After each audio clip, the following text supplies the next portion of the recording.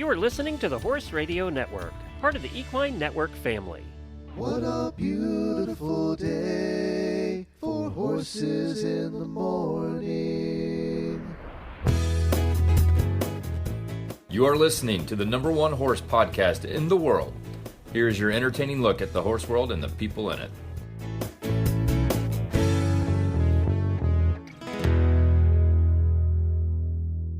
I am Glenn the Geek, founder of the Horse Radio Network and host of the Horses in the Morning Daily podcast for the last 14 years. Welcome to the WESA Retail Roundup. The Retail Roundup is your go-to virtual hub for all things retail. Join panel discussions, learn from webinars, share your thoughts, ask questions, and connect with your community. We host a virtual event or share educational content every Monday on the Retail Roundup Facebook page. You're not a member? Go search for Retail Roundup on Facebook and join it today. Today, international speaker, author, and business strategist Barbara Wold joins us with a presentation titled Upsell, Cross-Sell, Just Make Their Day.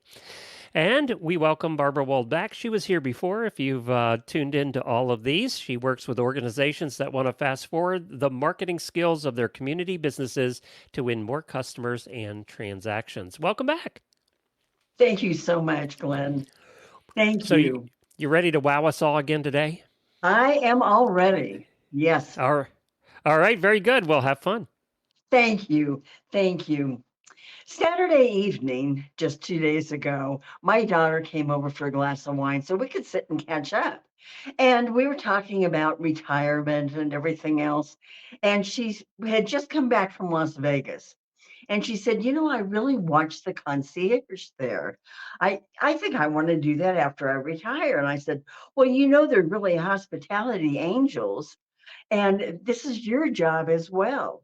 You're a hospitality angel and you're a retail angel for every single one of your customers. But it all starts out with your staff. You've got to think about your staff. And we talk about upselling and cross-selling and making their day. That's just going to make their day. Let me even ask you, do you even train your staff? Spend some time with them. When I was doing the gift market circuit and the trade show circuit, I always had, after I did a presentation, somebody come up and say, I've got this one employee. I try and keep her in the back room as long as possible. And I'm thinking, don't keep her then. If she's not doing you any good, don't keep her. Find somebody that does you some good. I had knee replacement recently, and I was back in Niagara Falls speaking for the New York Tourism Group. And I got out of the shuttle when I got to my hotel, and the little gentleman comes up with his brass luggage cart, and I expect him to say, "May I help you with your luggage?" But he said, "May I make your life easier today?" And I thought, just changing the words just a little bit, how different that made me feel. In fact, at this conference, I mentioned his name. His name is Javon, and I mentioned his name, and every single one of the attendees at the conference went in to shake his hand after I spoke. They were just thrilled with him. So think about your staff. I was in Charleston, South Carolina, which is one of my favorite spots. And I was working there, but then I thought I'm going to spend a few extra days. So I did. So I spent 3 nights at the Vendu Inn on the Vendu Ranges, right down, if you know Charleston, it's right down by the Pineapple Fountain. And I went to go check in. It was about noon, and the young man behind the desk said, "Miss Wold, your room is not ready yet." And I said, "That's all right. I'm going to go grab a bite to eat. I haven't had lunch yet." He goes, No. Please join us in our restaurant. Our fare is lovely." And I said, "Well, I'm going to run down and grab a USA Today first." He says, No, I'll grab you the paper. You sit and enjoy." So I did, and I was finishing up my meal and paying for my meal, and I could feel a gentleman behind me, and he bows down to me, and he said, "Miss Wold," he said, "my name is Ed." He said, "I have your things in your room, and it's my favorite room. And each one of these rooms is appointed a little differently." And he said, "I have your things in your room." He said, "Please come join me." And he takes me up to my room, and he's opening the curtains, and he's filling the bathtub, and he's filling the ice bucket, and he's literally running around the room. And this man's in his 80s. And I said, "Ed, you are this excited when somebody comes to stay at the hotel?" He goes, I love when we have new guests. I said, "How long have you been working here?" He said, "Ever since I was a young man. I was 12 years old. And now I go back every time I'm in Charleston, whether I'm staying there or not. I stop by to see Ed. He remembers my name. He remembers my grandchildren's names. He had pictures of his great grandchildren to show me. I mean, how many of you go back to say hello to a bellman that once helped you? Probably not many of you, but that shows the importance of staff members, how important it is. Um, Being on the speaking circuit, I get all the meeting planner magazines and information and everything. And every single one of them said, "Oh, you've got to stay at the Fullerton Hotel." Fullerton Hotel is in Singapore. And every single travel magazine I get, every single one said, "You've got to stay at the Fullerton Hotel." It is just fabulous. Well, here it was one of my last evenings in Singapore, and I got all dressed up and I went over to see the Fullerton Hotel. They had changed the old British colonial postal building into a gorgeous, gorgeous hotel with the big white columns. It was just glorious. Well, I toured the grounds first, which are beautiful. Then I sat down to have a cocktail before my dinner. And the young lady came up to me and she looked at me and she said, "Yes." That was all she said. And I told her I'd have a glass of wine. Well, she brought me the wine. She brought me some nuts, brought me my bill, took my credit card, ran it through the machine, all with that one word, yes. Nothing else from her. And I thought, what a lost opportunity. Did I stay for dinner? No. I went back to my hotel. It wasn't as fancy, but the service was impeccable. So it all has to do with the staff. In New Orleans, I love New Orleans. I love the French Quarter and the historic buildings. That's one of my loves. Well, I was down there and I was eating at the Desire Oyster Bar. And I looked at the front of the menu, and at the front of the menu, down at the bottom, it has the Desire Foundation Club, saluting those providing service for over 20 years, because under every successful operation is a strong foundation. And it lists all of their employees that have been there for 20 years. Now, don't you think if I were a server there and I came up and I said, "Good afternoon, I'm Barbara, I'm your server, and my name is right down here." Don't you think that would make a difference? Sure, it pumps up your staff. I mean, that's the important thing. And your staff are the ones that need to relay information to your customers. I flew into Philadelphia. I was speaking for the New Jersey Tourism Conference, and it was in Atlantic City. So they had a driver pick me up at the airport and take me out to Atlantic City. Well, we're tootling along. It's about an hour drive. We're tootling along and he's just making kind of chit chat. And he said, "Miss Wold, what are you here for?" And I said, "Well, I'm here. I'm speaking at the conference on tourism." He goes, "Does tourism bring in any money?" I said, "Oh, yes, it does." And of course, I had all the facts and figures up here because I had just gone over them. And I said, "Well, actually, you're really a goodwill ambassador for New Jersey. You should be telling your rise and customers about what's going on in Atlantic City, what's going on in New Jersey, in this area." And I said, "I understand that your limo company is in Egg Harbor." And I said, does it smell like rotten eggs?" He goes, "No." And I said, "Well, why is it named Egg Harbor?" He goes, "I don't know." He goes, "I should know, shouldn't I?" And pass that information on. Well, it's named Egg Harbor because the waterfowl lay their eggs in the sand, and that's why it's called that. But he was so excited to tell me that he was going to be a goodwill ambassador and tell all the other drivers to do the same because they just made chit chat. And when he dropped me off at the hotel and helped get my luggage out of the car, he gave me a big hug. Now, I have never had a driver give me a hug. And he gave me a big hug and he said, "You made my day. You made me realize that I'm really something special. I'm not just a driver." And it did. He felt very special. So, think about your staff and how important your staff is. When you talk about upselling and cross selling, your staff are the ones that do it. When you think of somebody coming in to maybe you have a tax store and somebody's coming in to buy a horse blanket. Winter's coming, they want a new horse blanket. Okay, so they come in and they tell the salesperson they want a horse blanket. She shows them the horse blankets, and she says, "Well, I think I'll take this one." I go, "Fine, I'll ring it up." Ah, what a lost opportunity! You have a chance to sell them something else. Think about Walmart, you're checking out a Walmart, you're checking out a Target. What's up by the cash register? All the little inexpensive items, gum and mints. That's it. You go into Whole Foods. Yes, they have gum and mints up by their cash register as well, but they may have a little table right next to it with some very nice merchandise on it, not the cheapest merchandise in the store. So you have a chance to work with your customers. They're in your store, so take advantage of that. Um, then it's the information that you're going to share with them. Uh, don't be lax at all or loose with your information. It's so very, very important. I just ordered something a couple of weeks ago from Soma. Soma is a offshoot of Chico's, but it's the lingerie department. And the description seemed okay on the internet. And when I got the item, it was nothing like the description at all.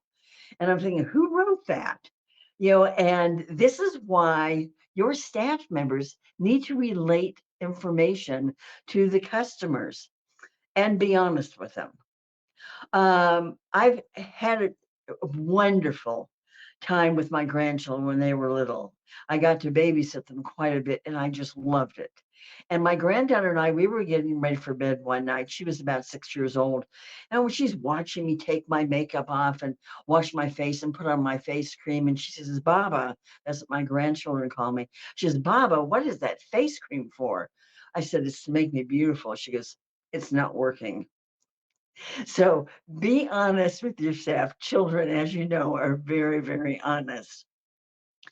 But you've got to have a decent product first. Your store has got to be absolutely fantastic to pull customers in. Excuse me. Take ECs. ECs is in Dallas. There are quite a few of them in Texas. And you want something to eat. Okay, you're too tired. You want it pre-made. You can go into Eatsy's. Eatsy's has everything from beautiful gourmet salads to desserts to entrees. Pick out whatever you want. They sell wine, they sell flowers. If you still can't find what you want, there are chefs to prepare whatever your whim is. There's a sign as you leave the store. Go ahead, pinch yourself. You're not dreaming. How many of you can hang up a sign like that in your store? I think that is wonderful. I was in Maine speaking for the Maine Tourism Conference, and I'm in my hotel room, and I had the television on while I was preparing and getting ready. And there was an ad for Hannaford's Market. Hannaford's Market is the largest market in Maine. It's their biggest chain. But the ad wasn't, "Oh, tomatoes were 99 cents a pound." That wasn't the ad. The ad was how I'm going to feel shopping in Hannaford's, the experience I'm going to have. Now, as you notice, I tell stories, and I tell stories about what I observe, different places I am. And yes, they're not all about tax stores. They're not all about the merchandise you're carrying, but it's your job to take any of those ideas and to tweak them and turn them so they fit for your business. Yes, I told you last time when I worked with you a couple months ago, take off those blinders. Be aware of what other businesses are doing around you and what other businesses are doing, period. Ask your customers, how can we improve? What services can we offer? What services have you offered since the pandemic? Have you changed any services to meet the customer's needs? Um, I definitely believe in focus groups and how important they are. And they're very important. In fact, this is a quote that I love, and I have to read it so I don't make a mistake. "Whoever learns faster from the most brains wins." Isn't that wonderful? Yes. So it's gathering information and doing something with it, and how important that is. I worked with the shopping center industry when I first started out in the speaking business, and this was 35 years ago. And I worked with every shopping center in the United States and Canada. And you know, shopping centers were big then. They're not any longer. Now it's the independent retailer. That's the important thing today. But I remember I went on a retreat with ICSC. They sent about 20 of us away, and we spent 3 days in this gorgeous resort. And they had flip charts, and we made lists of all the things that needed to be changed and all the things that needed to be looked at. Nothing was ever done with the information. It was the biggest waste of time.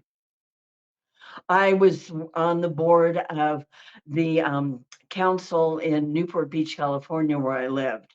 And it was the Economic Council, and they wanted to bring in a group that would provide new Wayfair signage, where this was, where the Balboa Ferry was, where, directional signage. I spent the entire weekend going over 3 firms' proposals to pick out which one I thought was the best deal. Nothing was ever done with the information. So do something with the information. That's my big suggestion. You've got to take that information and run. Trader Joe's did.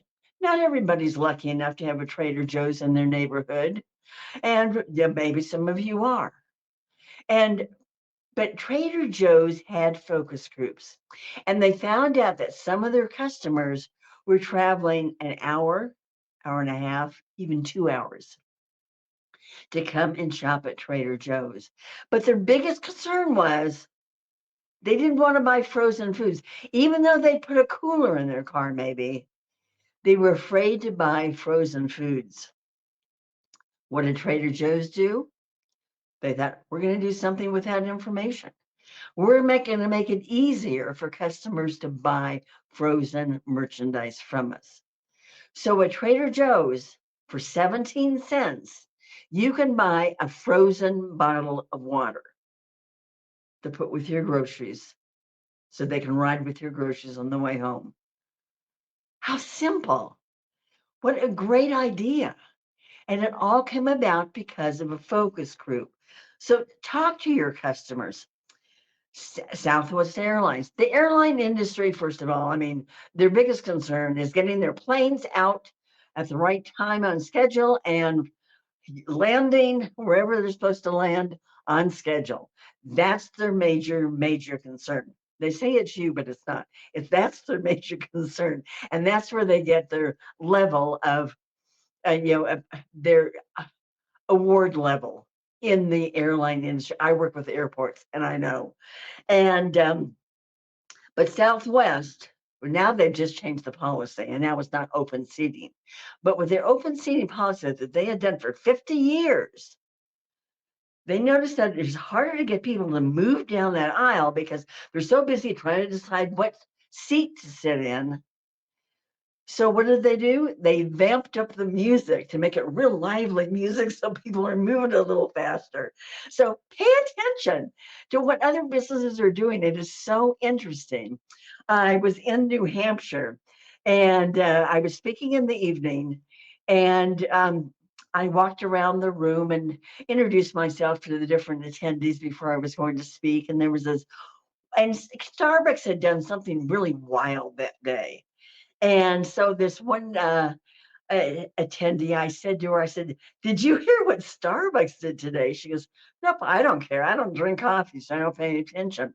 I'm thinking, but you can learn from everybody. Take off those blinders. Katie's Corner. Katie's Corner is in Martinsburg, West Virginia. Well, they opened in February of 2020. Okay, right before the pandemic really hit. And pandemic hit, what in the world are we going to do? We've got all this merchandise. The bills are due soon. What are we going to do? So what did they do? They went to Facebook Live and they decided, okay, customers can't come to us. We're going to go to the customers. So they put on a fashion show every Thursday afternoon from 3 to 4. They not only did the fashion show, but they also brought in the accessories and things, like showed the same, maybe the same top and sweater with a scarf, maybe then with a belt, and showed them different ways. So they were selling the accessories as well. It has proved to be so great for them that now they do the same thing, but they don't do it 3 and 4 in the afternoon. They have did a focus group and found out what's the best time to do it. And it was in the evening. So that's what they're doing now. So, get feedback from your customers and do something with it. Um, then you've got partnerships. Have you ever thought about partnerships? Well, I'm going to give you some examples. And partnerships, there are all different ways of doing partnerships, but it's another way of getting noticed in your industry and your business getting noticed. I was flying from Orange County, California, up to Oakland, and I was flying on Alaska Airlines. Well, asked Alaska Airlines, the first flight was Alaska. This was the little drink napkin. Alaska Airline credit card information on the back. All right, pretty typical. That's what you'd expect. On the way back home, it was P.F. Chang's China Bistro. And I said to the steward, I said, why do we have P.F. Chang's? He said, we try and partner with everybody we can. And I'm surprised that airlines haven't partnered with some of the hotels. I've only seen it once. It was a Hampton Inn and a napkin on one flight years ago, but nothing since. And I fly Delta basically domestically if I can. And, all they do is advertise Coca-Cola. I mean, so, think about partnerships and partnerships you may see that might work. I was in Ybor City, down right outside of Tampa. It is right outside of Tampa, and I was there working with the Chamber of Commerce, and I was also there working with the Downtown Association. And I was invited to the luncheon. It was a chamber luncheon, after I spoke. And I'm sitting next to this woman, and she says, Barbara, see that gal over there in the red jacket? I won't talk to her. And I said, well, why not? She goes, because she has the same business I do, and she's my competition. And I said, well, what kind of business do you have? And she said, vintage clothing. And I said, well, I hate to tell you, there is no way that she can have the same merchandise you have. It's just impossible. There's no way. And so she said, you're right. So I sat down with the two of them after the lunch, and they now work together. And they developed a business card with one vintage clothing store on one side and the other one on the other side. And when times are slow, their staff will run back and forth to see what the other store has so they can suggest it to a customer. I was in Marion, Indiana, and I was speaking. It was the customer service conference put on by the chamber. And typical chamber conference, the back of the room had little tables all around it, and the bank had a table with their pens on it and some brochures and everything. That's the way the room was set up. Typical Chamber of Commerce room. Okay. Well, I was the one who was going to do the presentation at the end, kind of summarize everything that all the other speakers had said, and give the group something meaty to take home with them so that they change some of their ideas and welcome new ideas into their business. Well, I said, before any one of you leave, go take a little swing around the room and see if there's anybody there you might be able to partner with. I said, I had the pleasure of sitting with Pam and Mark at lunch, and they own a children's bookstore. And Pam, have you ever thought about partnering with Northwood Manor, the senior home? She looks at me and she says, Barbara, we have a children's bookstore. I said, yes. And every single one of those seniors has grandchildren. She said, I never thought of that. So think about that. And these partnerships maybe not work for you, but you may be able to tweak and turn them so that they would work. One that might work for you very well. I was thinking about it last night. In St. Charles, Missouri, Frank Swan owns a very high-end jewelry store. Very nice watches, very nice wedding sets, and so on. And his problem was that when somebody comes in to look at maybe a wedding set, maybe a very nice watch as a graduation present, something like that, they don't want somebody hovering over them. They don't want a salesperson hovering over them. It's an expensive purchase. So Frank Swan and I came up with the idea that he would partner with the little cookie store down the street.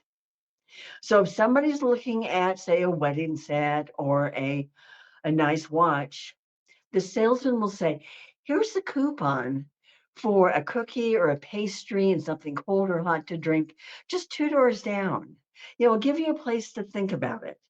He said those people then are removed from the store. They sit and they talk over the item, or if they're alone, they just think about it and come back. He said 85% make the purchase. So something like that would work for you. If somebody's looking at a saddle. Saddles aren't cheap.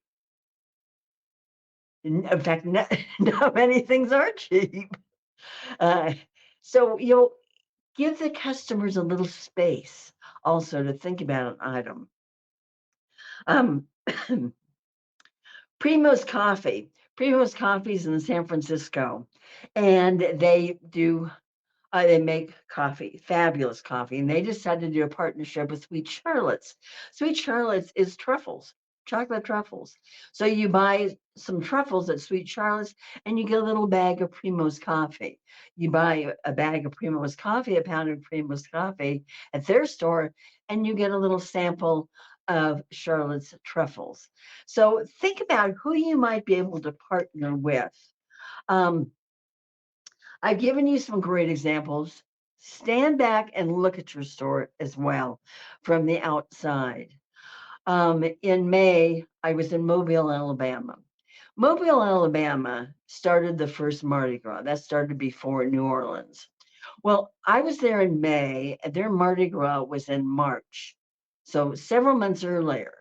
Yet every single store still had on it huge handmade signs, no bathrooms, no food, no solicitation. And you couldn't even see in half the stores. So, first of all, you talk about wanting to upsell, cross sell, and make their day. Stand back and look at your store. Stand back and look at stand back and look at the training you're giving your staff. When I had my retail store, I had a very successful retail business. And who would lead the staff meetings? Me. Totally wrong. Totally wrong. But in those days, we didn't know. I mean, those were the days where you'd open your door and people would come. Our store was in Orange County, California, and we had ladies drive from Pasadena 2 hours. Do they do that any longer? No, only at some Trader Joe's. They don't. So, but for your staff meetings, put somebody else in charge. Say you get something new. All right, a new horse blanket. You and a new vendor that you're bringing into the store and you really like it. Mary, would you be in charge of the meeting this week? I'm going to give you, and I want you to talk about this is the new horse blanket line that we just got from this vendor. And I think it's really going to be great. Would you explain how to sell this? And you give them the opportunity. First of all, makes them feel important. And second of all, they all show up because they have to. First of all, they all show up, but they listen to somebody else. It's just not you talking. So there's so many ways of doing things today. Our time is just about up. I'm going to do one more thing, and then we'll go to Glenn to see if there are any questions and then come back to a fun story. But this is a perfect example. I was in Columbus, Mississippi, Gorgeous store, home furnishings, giftware. They did upholstery, everything else. Beautiful store. Well, I found something I wanted to grab for my granddaughter. So I went up to the register to pay for it. And the gal's taking my information because she wants to put it into her database and everything, which is fine. But it gave me a chance to stand there and look around. What did I see? The most valuable spot in that store is behind the cash register, whatever's behind the cash counter. What was there? A mirror. So I'm standing there looking at myself.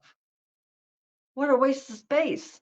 She should have had, a sign that said, Barbara's Boutique or whatever it was, gift certificates, gift wrapping, special orders, whatever it might be. That's the most valuable spot in your store. So take advantage of it. Okay, Glenn, we will go back to you. Any questions? All right, I have a couple questions for you. What are some common mistakes retailers make when trying to upsell or cross-sell, and how can they avoid them? Um, First of all, you've got to try and show the customers the merchandise. Yes, they may say, "Oh no, I'm just here for the horse blanket today. I don't want anything else." Okay, I said I just wanted to show you something that we had one of our other customers buy that same blanket, and she really liked this merchandise over here. Give them a chance. If they push back again, don't push them. But then too, don't have your cheapest items all up at the register for little pick-me-ups. Have something nice up there that they might say, "Oh, that really is nice," and but if you spend some time with them and they realize that you have the information that they want and you're a knowledgeable salesperson, customers today, it's not everything online at all. Generation Z, they want to touch and feel the product. They want to see the product. They want a knowledgeable salesperson. But you've got to be able to talk to the customer and understand them, and not when we think of a pushy salesman, we think of a used car salesman. Don't want to be that, but just show them merchandise that might interest them. I think that is one of the biggest mistakes is you have in your mind what you would like to cross-sell them as opposed to you've just had a discussion with them and now I've determined what they really want and I try and cross-sell them that. Yeah. We a lot of times I have a lot of these. I'm trying to get rid of them, and that's the terrible cross sell, right? Yes. Yeah, it's true. That is true. So, how do you measure success of upselling initiatives in a boutique? Obviously, I guess sales, right? I mean, sales of that particular item, but Right, sales. But if somebody says, I'm you say, "Good afternoon, good morning," "Oh, I'm here to buy a new horse blanket." "Well, let me show you what we have," and then just say, "Oh, I'll ring it up for you." When they say, "Okay, I'll take that one." No, give them a chance, but to get to know them, just as you said, it's the communication that you have with them so that you know if you can move forward or not. If they're in a hurry, they're on their way to the soccer game, whatever else, and they're looking at their watch. Okay, that's not the time then to push them. But you want to make it a fabulous experience. You're selling the experience, and you want to make it a fabulous experience so that they come back again. But think of how much fun it is to buy something and buy something extra and get home and you're all excited because you didn't plan on that. And that's the thing with online sales. Online sales, people buy what they want. I always have an ongoing list for Amazon. And I also use Instacart because I'm in a high rise in downtown Denver. And I add to it daily. I'll add something to it.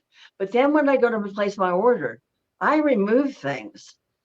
But because it's not because I can think about them. And I was chatting with somebody the other day, and she uses Instacart as well. And she says, "That's how I keep my budget down."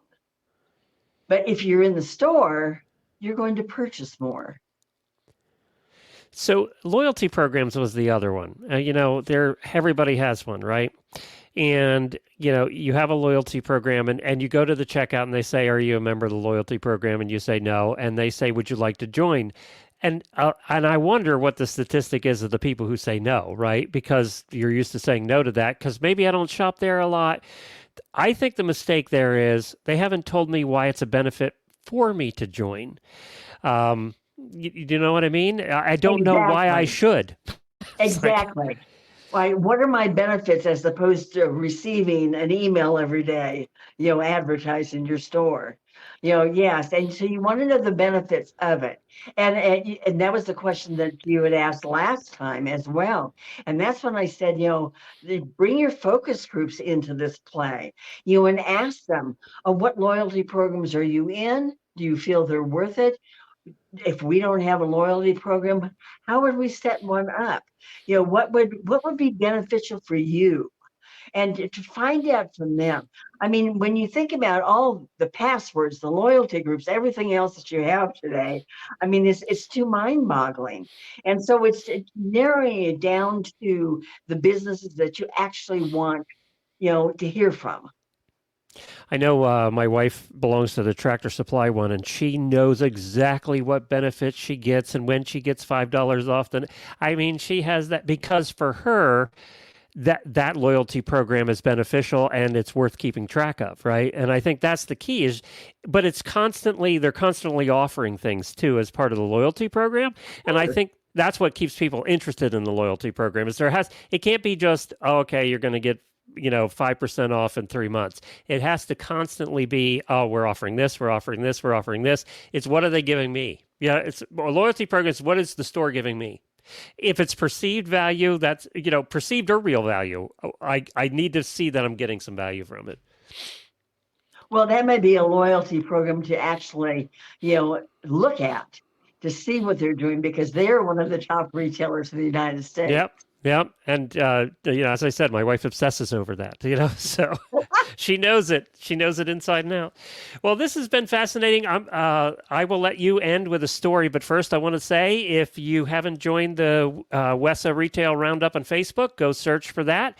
If you missed part of this webinar, then you can catch it on our podcast. It's called Wisdom by WESA. It'll be out tomorrow morning. You can catch the rest of it in audio form.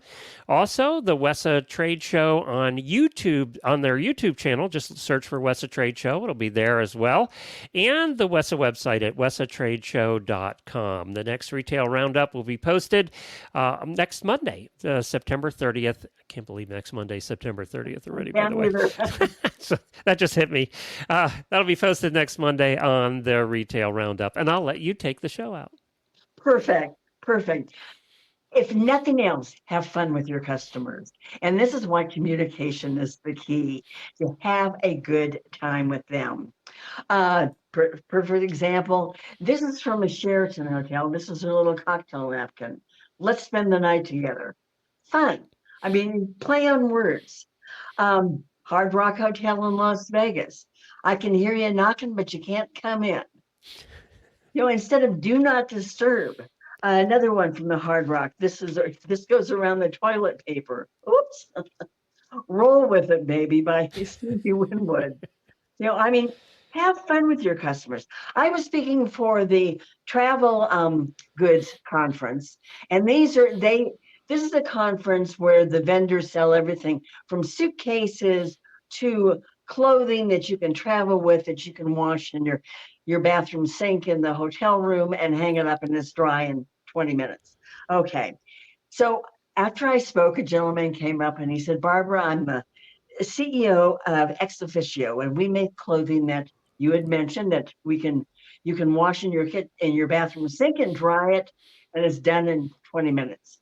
He said, you said have fun with your customers. We do. He said, I want to give underwear. And I get gifts from clients all the time. I've never been given a pair of underwear, but this was the outside of the underwear container. 17 countries, 6 weeks, and 1 pair of underwear. I was speaking for Rossignol Sports, ski people, they downhill, cross country, and snowboard. People that buy cross country, they're interested in the bindings and the composure and all the technical things. Same way as downhill. They're interested in the technology of it. Snowboarders, it's how cool they're going to look out there on the slopes. That's all they care about. And Rossignol had just come out with new boots.